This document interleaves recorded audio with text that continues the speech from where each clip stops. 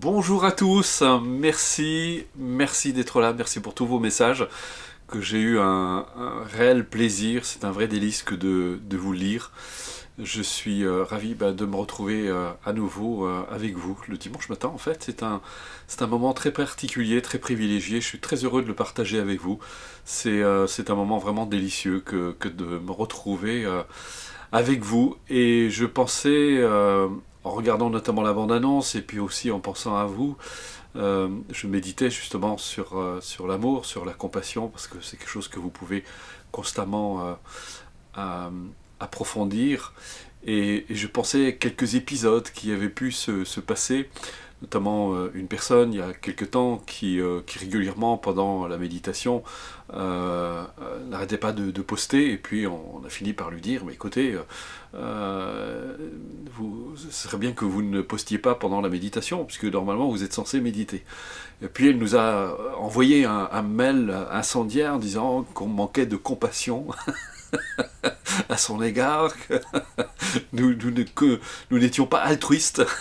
Et les gens sont assez fantastiques. Et il n'y a pas très longtemps, un autre petit épisode comme ça, assez amusant, parce que je n'avais pas écrit un prénom correctement, et la personne m'a dit que je manquais de bienveillance à son égard, et que j'avais pas, que je manquais d'altruisme. Et je me disais, c'est extraordinaire parce que ça m'a fait penser en disant, les gens veulent finalement, pour eux, l'amour, la compassion pour certaines personnes, c'est un peu, les gens doivent se conduire comme si j'étais un prince ou une princesse. Et on a cette tendance à vouloir que les choses se conforment à nos désirs, que les gens déroulent le tapis devant nous, que on soit... et souvent, ils ne comprennent pas ce que c'est que vraiment la compassion. D'ailleurs, ça me rappelle cette petite histoire amusante d'une petite fille. Ça se passait dans une classe, puis la maîtresse, elle demande qu'est-ce que c'est que l'égoïsme. Et la petite fille lève le doigt en disant c'est quand on pense pas à moi. Voilà, et on a tendance à être un petit peu comme ça, il suffit qu'on nous fasse une remarque et aussitôt, ça y est, surtout quand on est avec, on est avec des gens qui sont censés incarner l'altruisme et on pense qu'ils vont être tout à fait conformes à nos attentes, à nos désirs. Moi, qui ai passé 15 ans avec Shemez Rinpoche, je peux vous assurer que on passe de frustration en frustration, en tout cas au niveau de notre ego, mais c'est ce qui nous permet justement de grandir et de devenir des êtres accomplis, puisqu'on devient comme ça justement de moins en moins vulnérable aux conditions adverses, aux remarques, aux critiques, parce que voilà, vous rencontrerez toujours des personnes qui ne seront pas d'accord avec vous, ou qui vous critiqueront, qui vous même voir vous piétineront parfois, auront des comportements agressifs, mais ça c'est leur propre projection. Donc soit vous les prenez, soit vous leur laissez, en disant, d'ailleurs c'était un des grands enseignements du Bouddha, qui disait si quelqu'un se met en colère, non, il disait si quelqu'un vous offre un cadeau et que vous ne l'acceptez pas, à qui appartient ce cadeau? Et donc, il disait ça par rapport à l'enseignement de la colère. Si quelqu'un se met en colère après vous, et que vous ne prenez pas ça pour vous, la colère reste à celui qui l'exprime. Et d'ailleurs, Dalai Lama disait que si quelqu'un réussit à vous mettre en colère, c'est lui qui a gagné, finalement. Donc on voit à quel point nous sommes très vulnérables aux circonstances extérieures. Mais c'est deux personnes qui ont pris ça pour justement un manque de compassion de ma part, un manque de bienveillance. Je pense qu'elles se trompent et qu'elles pensent que dès lors que on parle d'amour et de compassion, eh bien on doit tourner autour de leur ego, mais le monde ne tourne pas autour de nous. Nous ne sommes pas le centre du monde. Et de la même façon, quand vous pratiquez la compassion, par exemple, envers une personne, et que cette personne, peut-être après, va avoir un comportement vraiment très désagréable après vous, vous aurez tendance à lui retirer votre compassion. Mais ça, c'est pas de la compassion. Ça, c'est la compassion demeure, reste impartiale, cette personne, quel que soit son comportement. Mais le problème, c'est que il y a une chose, c'est qu'on confond, c'est qu'on pense qu'on doit subir aussi le comportement de l'autre. Et c'est là où vous faire vraiment la distinction entre le comportement de la personne et ce qu'elle est. Vous souhaitez, d'ailleurs, on posait la question à Mathieu Ricard par rapport à Hitler, mais il disait, si vous prenez Hitler, il ne s'agit pas, ce qu'il a fait est absolument abject, c'est innommable. Et ce que font aujourd'hui encore de nombreux criminels et certaines personnalités qu'on connaît bien, c'est absolument abject. Il s'agit surtout pas d'aller dans ce sens et de l'accepter, mais c'est l'amour, la compassion, c'est de prendre conscience que ces personnes, si elles avaient conscience de ce qu'elles faisaient, si elles réalisaient ce qu'elles font, eh bien, elles ne le feraient plus. Et donc, la compassion, c'est vraiment de souhaiter à ces personnes, puissent-elles se libérer de leurs obscurcissements mentaux, ceux-là même qui les conduisent à ce comportement destructeur. Et si elles peuvent se libérer. Et donc, si, là aussi, vous voyez, comprenez, si on limite notre champ de compassion à nos proches, ça reste très limité. Et c'est souvent, d'ailleurs, c'était un sage qui disait, l'ennemi, il est souvent à la maison. Vous aimez votre mari, vous aimez vos enfants, puis dès lors que les choses ne se passent pas comme vous le voulez, eh bien, il n'y a plus d'amour, c'est une catastrophe. Parfois, on se demande, quand on voit comment certains conjoints qui se sont séparés sont pleins de haine, on se demande s'il y a eu de l'amour à un moment ou à un autre. Et c'est là où on fait vraiment cette confusion entre l'amour attachement et l'amour altruiste, qui est tout à fait autre chose. C'est mon conjoint m'a quitté, certes c'est un moment extrêmement douloureux pour moi, c'est très difficile, mais je ne peux pas le rendre responsable de mon bonheur ou de mon malheur. C'est moi qui crée tout ça. Et alors si, bien sûr, vous allez me dire, mais parfois il y en a qui frappent leur femme, et bien sûr que c'est absolument innommable et que c'est tout à fait inacceptable. Mais pour pouvoir se reconstruire, et je pense que ça c'est très important, c'est d'abord commencer à avoir de l'amour pour soi-même, de la compassion pour soi-même, puis sais-je me libérer justement de ces obscurcissements mentaux qui aujourd'hui font que je suis dans la souffrance, que je suis dans la douleur parce que j'ai été maltraité, et ensuite justement vous pouvez commencer à davantage vous libérer. Et c'est là où vous pouvez commencer à vous ouvrir aux autres, à souhaiter du bonheur, etc. Parce que souvent on est pris par toutes ces souffrances passées, ces douleurs, ces blessures qui nous empêchent de nous ouvrir. Donc c'est quelque chose aussi qui doit se faire vraiment progressivement, de créer cette ouverture, de s'ouvrir à nouveau, de se l'ouvrir à nouveau à la vie, mais en mettant cette fois de la conscience pour voir justement les choses arriver. Vous savez, c'est souvent, moi qui fais beaucoup d'arts martiaux, on avait un enseignant du kung-fu, un coréen, qui nous disait, si vous voulez pas recevoir le poing dans la figure, ben ne soyez pas là quand il arrive. Donc il nous expliquait qu'il fallait se mettre de côté.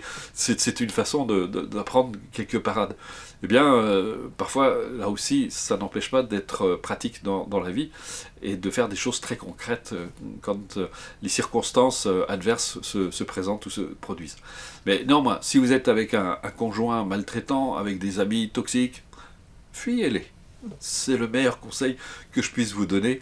Et comme disait Dr Bach, qui était un spécialiste du couple, n'essayez pas de faire fondre des icebergs, vous y passerez votre vie. Et vous avez certainement autre chose à faire que de soigner les bobos. Vous avez une vie à vivre, et puis je dirais que surtout, votre vie doit pouvoir se déployer. Vous devez vous déployer. C'est ça l'accomplissement, c'est vous déployer dans le monde pour donner du bonheur aux autres. Ne vous limitez pas à une personne, à vous accrocher désespérément, voilà, une relation qui est souffrante, mais ouvrez-vous. Ouvrez-vous au monde. Vous avez plein d'amis autour de vous, il y en a plein, il y a plein de gens qui sont prêts à partager avec vous, pourvu que vous arrêtiez de vous limiter à ce petit îlot de souffrance en plus. C'est extraordinaire. Le bonheur, il n'est pas dans l'autre, il est en vous. Dans cette ouverture, en libérant l'amour et la compassion. Et grand Dieu, si les gens ne se comportent pas toujours comme vous le souhaitez, eh bien, c'est pas grave.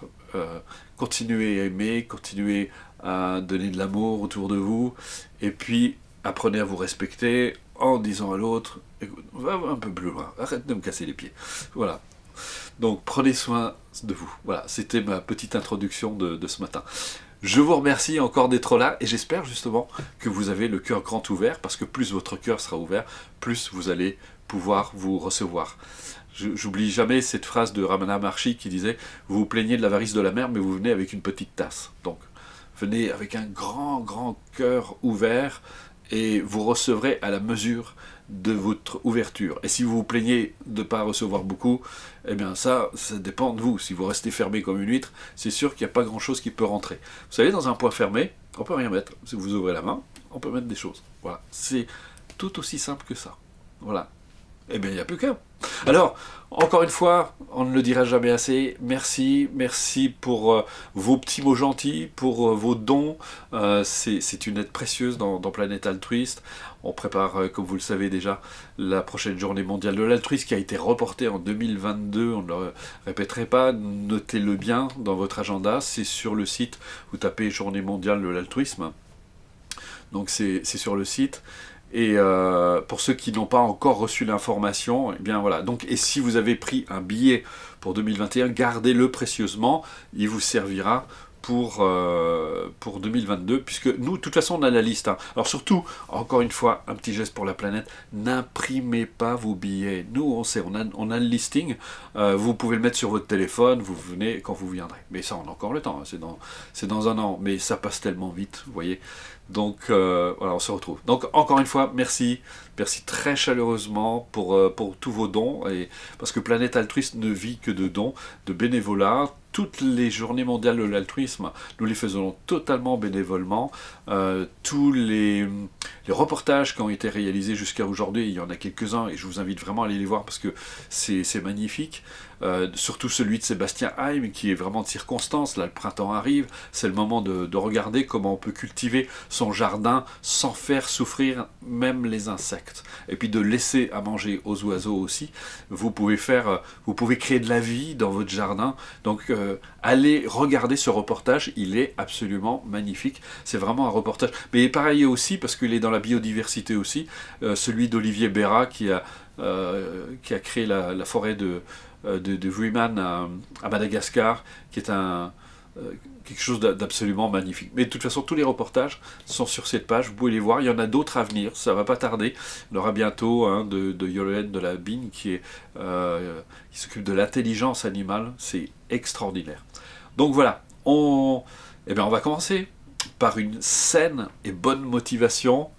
Allez, vous avez l'habitude. Pour ceux qui ne connaissent pas, vous laissez couler dans le courant, vous suivez, vous verrez, après vous intégrez, vous comprenez tout. Souvent, j'ai envie de vous dire une chose, souvent les gens font un peu les choses à l'envers. Ils veulent comprendre et ils écoutent après. Et vous ne pouvez pas comprendre si vous n'écoutez pas d'abord. Donc au début, vous suivez, et puis il ne s'agit pas d'adhérer, on ne vous demande pas d'adhérer. Vous suivez, vous écoutez, vous regardez, vous expérimentez, et puis après, vous glissez dedans. Voilà. On commence avec cette merveilleuse prière. Par le pouvoir et la vérité de mes pratiques, puissent tous les êtres jouir du bonheur.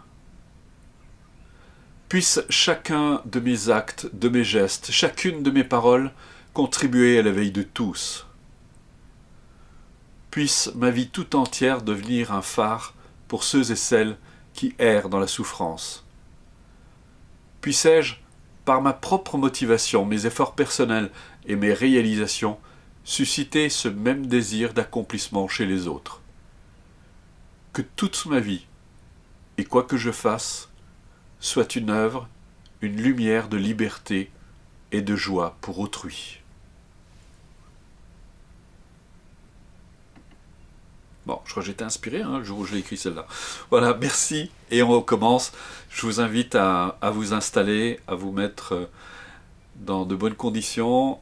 Ayez une position assise confortable, ne vous contraignez pas à faire souffrir votre dos inutilement. Votre dos doit être détendu. Ne cambrez pas les reins. Laissez le dos dans sa position naturelle.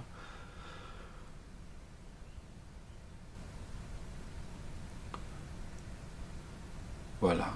Ramenez toute votre attention sur vous-même, sur votre corps.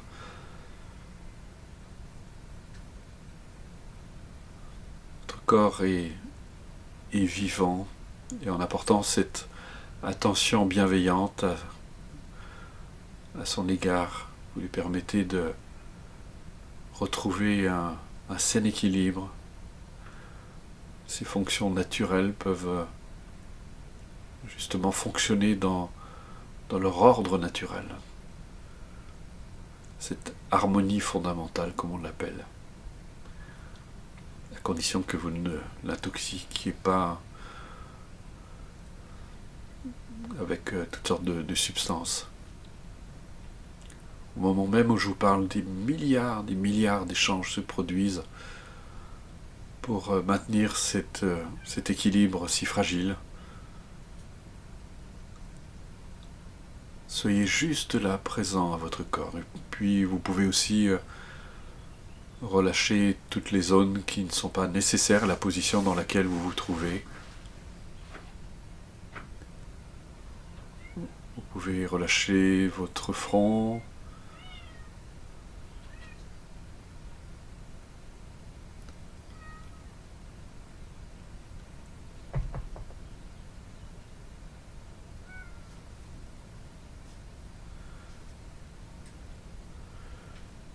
voilà, laissez votre corps se poser et vous amenez toute cette attention bienveillante à votre propre égard.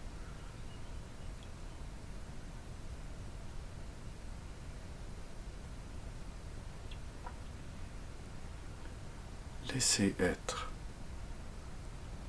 Vous remarquerez qu'en relâchant votre ventre aussi, vous permettez à votre respiration de se faire plus librement.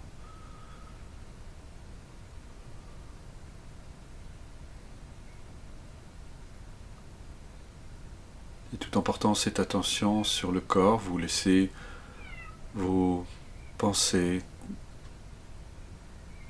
traverser votre esprit, un peu comme des nuages qui traversent le ciel, qui sont de toutes sortes de formes, de couleurs. Soyez juste là, présent à vous-même, et laissez être.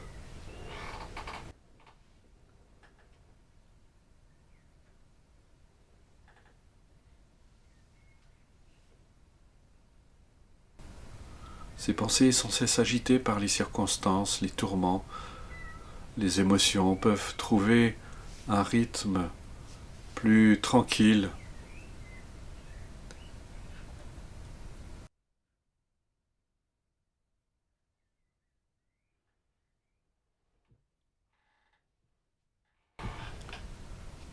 Laissez être.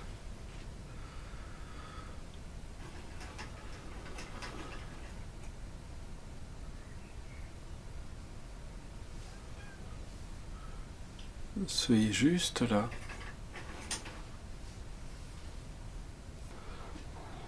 Et apportez toute cette attention bienveillante à votre propre égard.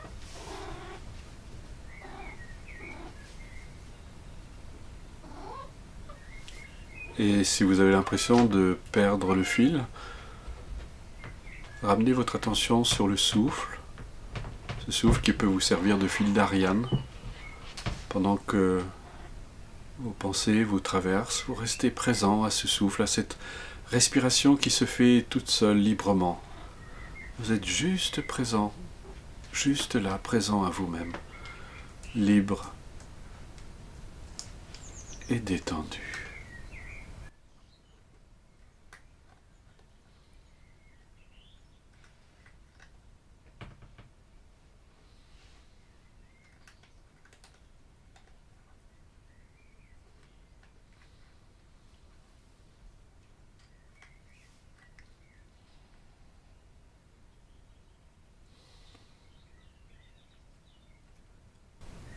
Voilà, nous allons pouvoir commencer la pratique puisque vous êtes justement attentif au souffle. Pour ceux qui ne connaissent pas, laissez-vous simplement guider. On va utiliser ici la respiration comme véhicule pour la pratique. Pour cela, imaginez que vous êtes un peu comme une fleur qui s'ouvre pour libérer son parfum. Et le souffle du vent, qui sera votre respiration, va répandre ce parfum de l'amour, de la bienveillance, de la compassion. Prenez conscience que vous n'avez pas besoin de faire quelque chose pour aimer, mais simplement de vous ouvrir pour libérer cet amour, cette compassion qui est déjà là en vous, qui est simplement enfermée dans toutes ces peurs, ces doutes, ces craintes, ces colères aussi. Tout ce qui vous empêche d'être simplement ce que vous êtes librement. Et comme cette fleur, bien ouvrez-vous et permettez à cet amour, cette compassion de s'élever, d'émaner.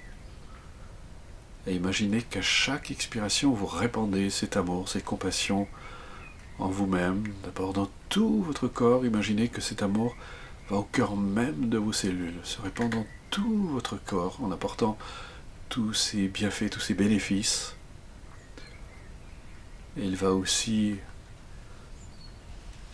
en vous-même, au plus profond de vous-même, atteignant ainsi les couches les plus profondes de votre psyché, en y apportant tous ces bénéfices aussi, tous ces bienfaits. Vous répandez cet amour en vous-même. À chaque expiration, vous répandez cet amour en vous.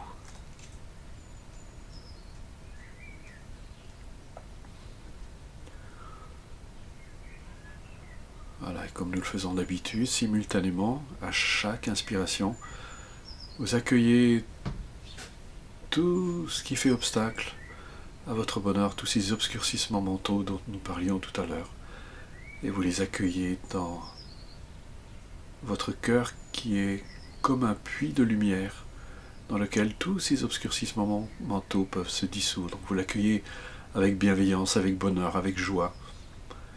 Vous ne vous attristez pas, au contraire, vous êtes heureux de pouvoir accueillir enfin toutes ces peines pour qu'elles puissent trouver de l'apaisement, pour qu'elles puissent se dissoudre dans la lumière même de votre cœur. À l'expiration, vous répandez l'amour, la compassion, et à l'inspiration, vous accueillez tout ce qui fait obstacle à votre bonheur. Je vous laisse là quelques instants en silence pour procéder.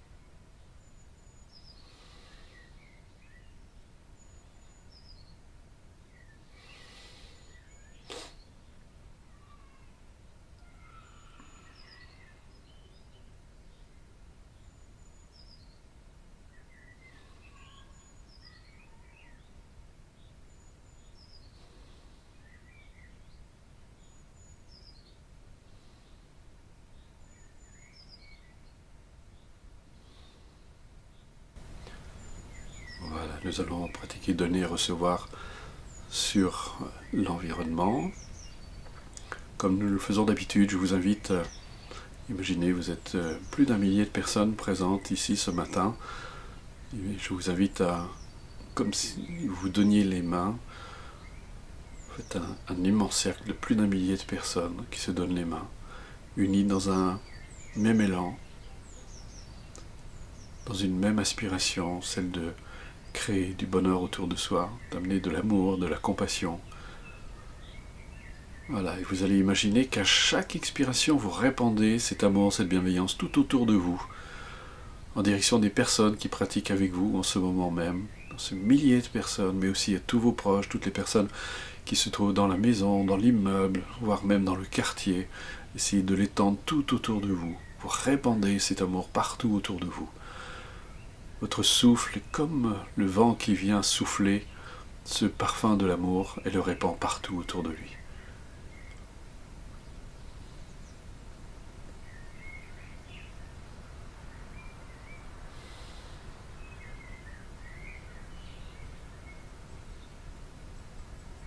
Et en même temps, simultanément, imaginez qu'à chaque inspiration, vous accueillez toutes les peines, tous les obscurcissements mentaux de toutes les personnes, de toutes ces personnes, et vous les amenez avec joie, avec bonheur dans votre cœur. Vous accueillez toutes ces souffrances, toutes ces peines, toutes ces douleurs qu'ils peuvent connaître.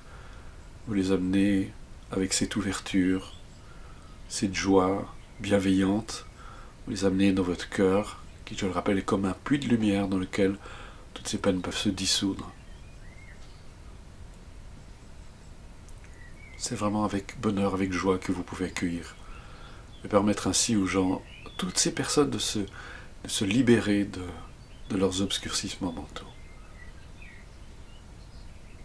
Je vous laisse là aussi quelques instants en silence pour procéder.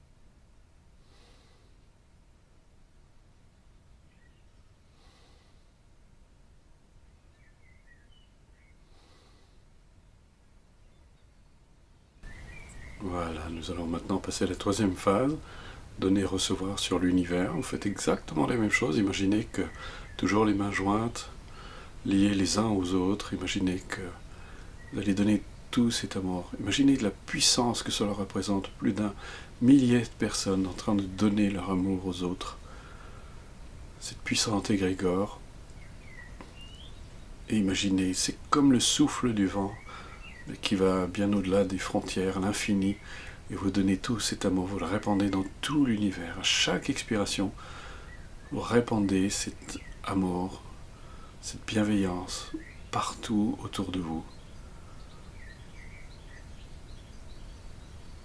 Et à l'inspiration, vous accueillez toutes les peines, toutes les souffrances, tout ce qui fait obstacle au bonheur des êtres. Vous l'accueillez avec bienveillance, avec amour, avec joie aussi. Puissent toutes ces personnes se libérer de leurs obstacles, de leurs obscurcissements mentaux, et puissent-elles connaître le bonheur. Je vous laisse quelques instants en silence pour procéder.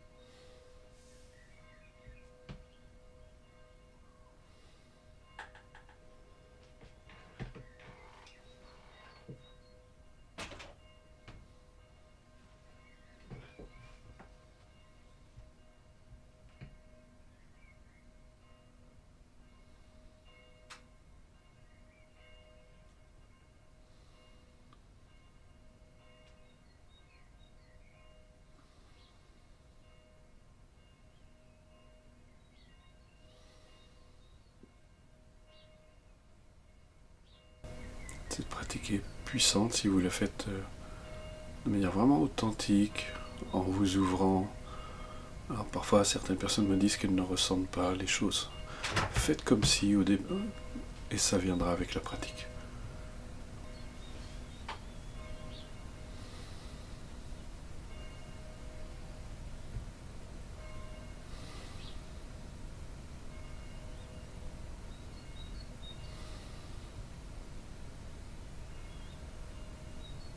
Voilà, je vous invite à interrompre tranquillement votre pratique.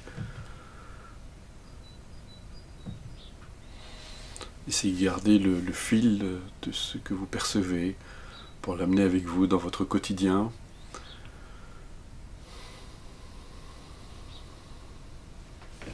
Voilà, goûtez encore un peu à ce sentiment d'ouverture, de bienveillance. Laissez-le vous habiter, commencez à prendre de plus en plus place dans votre vie, soyez avec. Voilà, merci. Merci beaucoup, merci de votre présence, merci d'être là chaque dimanche, merci.